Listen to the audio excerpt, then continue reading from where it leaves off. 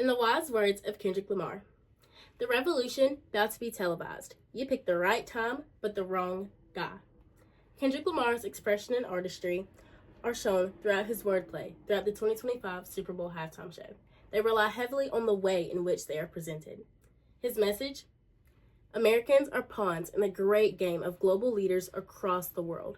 And I think Kendrick Lamar has finally figured out a way to get through this game. This year's halftime show received many mixed emotions from critics and lovers of the halftime show across the nation. I didn't feel like Kendrick Lamar was forcing us to listen to a speech about the oppression of blacks in America. Rather, I felt like he took subtle yet meaningful verses of songs that we know and love and put a meaningful message behind it, something that we could really get behind. I believe that this not only commends his artistry, but it shows that how much of an advocate he is for equality of every American across the way. I feel that Kendrick Lamar's halftime show shows how to put the art in artists, and he clearly did that. His performance included themes about unity and division, controversy, and even cultural impact. Hi, my name is Yazaria Bell, and in the next 5 to 6 minutes, I will discuss how Kendrick Lamar references unity and division and how this impacted the show. Next, how and why Kendrick Lamar included controversial points to change the way that people view his show. And lastly, how Kendrick Lamar's references to cultural impact changed the way that people view him as an artist. First off, social justice. The impact of the social justice references in the halftime show must not be overlooked. The message is something that many people don't want to take the time to listen to or wouldn't give a second thought to. However, this is something that taking 10 seconds out of your day could make tomorrow a better day for any American. These conversations are difficult to have, but social justice is something that I think every American can get behind. To support this, our late president, Abraham Lincoln, once said, "A house divided cannot stand," and I completely agree with that. Now, some points to support this are: unity and division aren't just referencing racism. Rather, they're referencing the socioeconomic status and the social fractures that we have in the United States today. Next, ongoing racial inequality is still happening. It didn't end a couple decades ago. It didn't end then. It's still going on now. It's just not as prevalent as it was back then. Lastly, division is hurting us and will ultimately result in our demise. All of these things are still happening, and while it's something that we don't always want to talk about, it is something that was very heavily preached in the halftime show, just not verbatim what they mean. So here I have multiple arms coming together of multiple different skin colors, which is something that was very important during the halftime show. This shows that we are stronger together. Whatever skin color or race we are stronger together. If I were to take away 3 of those hands, multiple are stronger than 1. 3 are clearly stronger than 1. So having 1 hand here versus 4 clearly would ultimately result in our demise. Next, I have a division sign accompanied by a house and money. Ultimately, this shows our division that comes from money and having a home in America today. Next up, controversy. According to the Oxford Dictionary, controversy is a prolonged public statement or heated discussion, often involving different viewpoints on a topic that is divisive or sensitive.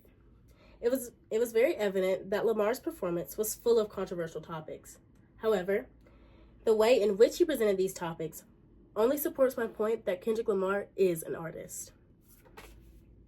According to Pitchfork.com, Lamar included his Not Like Us song, and this sparked personal artistry as well as a public debate.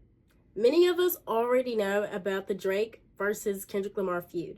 So a bunch of people were watching this like, what's Drake gonna say? Is Drake gonna do a diss track next?